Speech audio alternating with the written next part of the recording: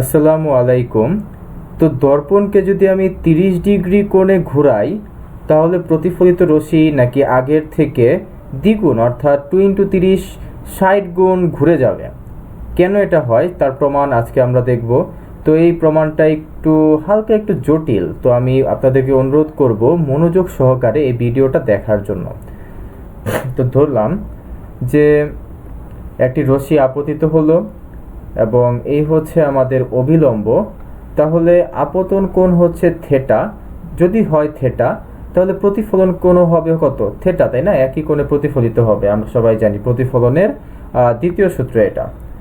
এখন দর্পণকে যদি আমি 30 ডিগ্রি কোণে ঘুরাই তাহলে অবিলম্ব তো 30 ডিগ্রি কোণে ঘুরে যাবে, তাই না? তো ধরলাম আগে দর্পণ ছিল, দেখুন এই যে এই জায়গায়, খেয়াল করে দেখুন আগের ভিডিওটা। আগে দর্পণ ছিল এই জায়গায়, অবিলম্ব ছিল সোজা উপরে। অর্থাৎ আগে দর্পণ ছিল এই জায়গায়, 30 ডিগ্রি কোণে ঘুরে গেছে।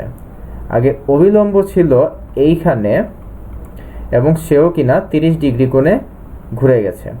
কিন্তু আপতিত রশ্মি কিন্তু আগের মতোই আছে। আমরা ধরে নিলাম যে আপতিত রশ্মি আগেও এই দিক বরাবরই আপতিত হচ্ছিল।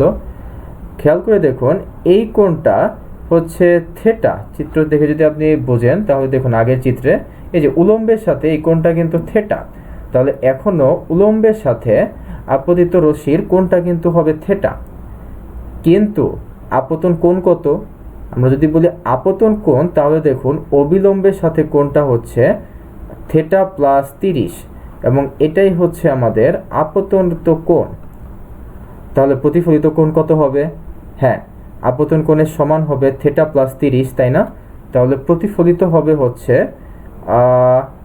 থিটা প্লাস 30 ডিগ্রি কোণে। তো এটা হচ্ছে প্রতিফলিত কোণ।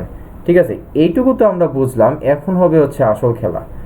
খেয়াল করে দেখুন যে ধরুন যে কোনো বস্তু, এটা একটু মন দিয়ে শুনতে হবে, যে ধরলাম কোনো বস্তুর অবস্থান কোনো একটা প্রসঙ্গ বিন্দু থেকে, ধরলাম ও বিন্দু থেকে প্রথমত 1 মিটার দূরে ইনিশিয়াল অবস্থায়, এবং কিছুক্ষণ পর এই বস্তুটা ডান দিকে গেল। এখন ও বিন্দু থেকে এই বস্তুটার অবস্থান হচ্ছে 1.5 মিটার দূরে। তাহলে বস্তুটার অবস্থান কতটুকু পরিবর্তিত হলো? হ্যাঁ, ফাইনাল অবস্থান থেকে আমরা যদি ইনিশিয়াল অবস্থান বিয়োগ দেই তাহলে তো আমরা অবস্থানের পরিবর্তন পেয়ে যাব, তাই না? এখানেও আমাদের একই কাজই করতে হবে। আমাদের দেখতে হবে যে আগের চিত্রে এই প্রতিফলিত রশ্মিটা, আমাদের দেখতে হবে যে আগের চিত্রে এই প্রতিফলিত রশ্মিটা এই উলম্ব রেখা থেকে কত কোণে ছিল। তো আমরা ধরলাম যে এই উলম্ব রেখাটা হচ্ছে আমাদের রেফারেন্স লাইন। তো এই রেফারেন্স লাইনের সাপেক্ষে আমরা এখন সকল কৌণিক অবস্থান হিসাব করব। তো দেখলাম যে ইনিশিয়াল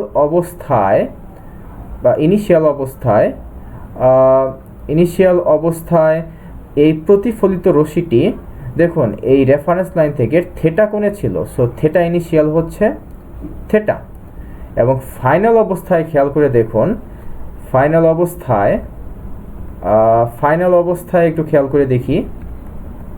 ফাইনাল অবস্থায় এই যে এটা হচ্ছে উলম্ব রেখাকে আমরা রেফারেন্স লাইন ধরেছিলাম, এবং রেফারেন্স লাইন থেকে প্রতিফলিত রশ্মির যে কোণ সেটা কত? 30, থিটা প্লাস 30, অর্থাৎ থিটা ফাইনাল হচ্ছে থিটা এই যে এই 30 প্লাস থিটা প্লাস 30, অর্থাৎ এটাকে আমরা লিখতে পারি 2 × 30 প্লাস থিটা, তাই না?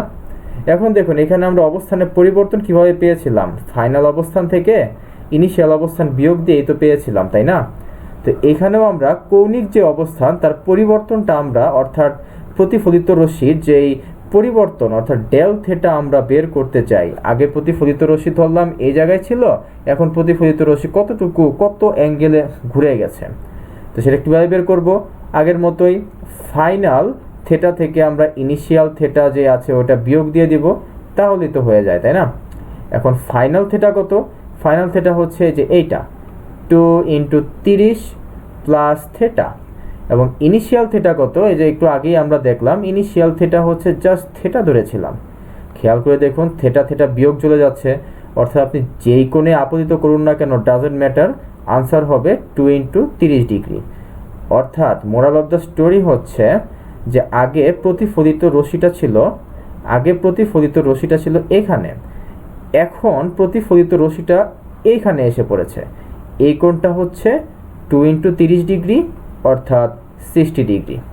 তো এইভাবেই আমরা বের করতে পারি যে মিররকে আমরা যেই কোণে ঘোরাবো প্রতিফলিত রশ্মিটিও আগের অবস্থানের তুলনায় 2 × 30 ডিগ্রি বা 60 ডিগ্রি কোণে ঘুরে যাবে।